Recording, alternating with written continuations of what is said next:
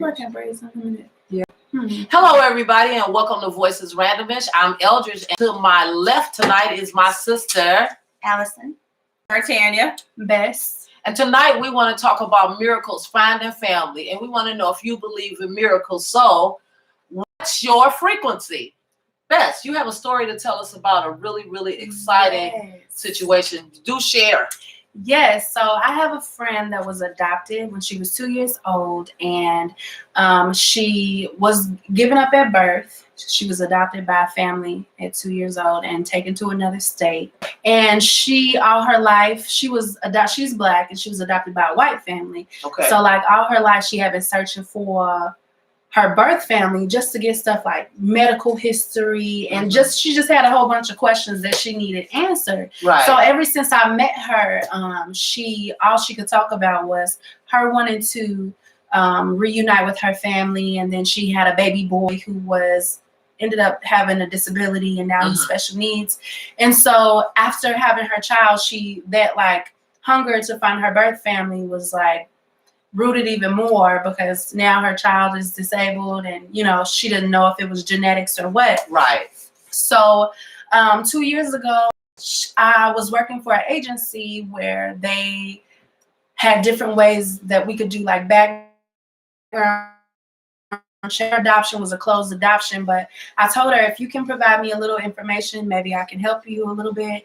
And I think back then she was kind of like, she's not gonna help me. Like, I've been looking all this time. You think you're gonna come in here and just find something? Right. So she did message me back. She didn't send me any information. And then a couple weeks ago, I seen her on social media, and she kind of the same story. Like, she's still looking for her birth family, and she can't wait till she finds them and stuff like that. And so I messaged her again, and now I no longer work for that agency, but I still wanted to help her. So I messaged her a couple weeks ago. She finally messaged me back last Sunday, and she sent me just screenshots of her adoption papers. So you mean Sunday that just passed, like yesterday?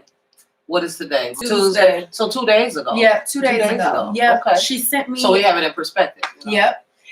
So she sent me screenshots of her adoption papers, and it was a closed adoption. So she had her mother's first name, no last name, but a birthday. She had a general physical description of her mom and where her mom was from, and the adoption agency that is closed now.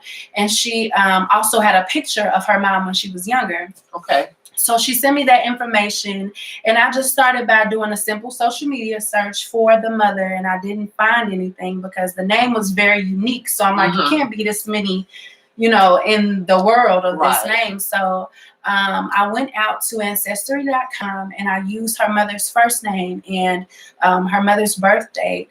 And it brought up a name that was similar to the mom's, and it included a last name. And I just searched that on social media in the area she was born, and I found it was only 2 results, and it was the same person for both pages. Okay.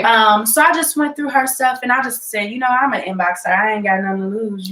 She could say no. That's the worst thing she could say. So I inboxed her, and I didn't want to let my friend know that I found something, or I could have possibly found something. So I went a little further and looked up the circuit court records for that district, and searched the name of the person that I had found plus the birthday, I searched the name of the person that I thought could be her mother.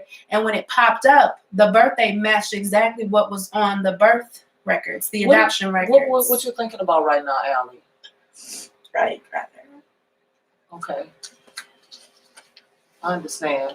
I mean, obviously it's a deep topic, adoption in and of itself, but what I'm going to do is I want to cut to the chase here. The miracle of social media out there for anybody that may be looking for a lost family member, whether it's a lost child, whether it's a lost sibling, what have you. I think what you're saying, Bess, is that those resources are out there, and that they're easily accessible just by Googling people. You can find people, that there's hope if people really want to locate people. We got resources we didn't have before. Yes. And miracles do happen. Yes, they do. So I think that's one thing that we can get from this, because you went out on a Sunday and you were able to find what you were looking for relatively in less than fast. 30 minutes. In less than 30 minutes. And she had been looking for 24 years. Yeah, and then you think about Ancestry DNA, so that whole thing. So, all right then. Well, we're not going to prolong the subject. I think it's worth it just to go through this to talk about the fact that if there's anybody out there that's looking for somebody, whether it be a child, whether it be a family member, you know, a parent,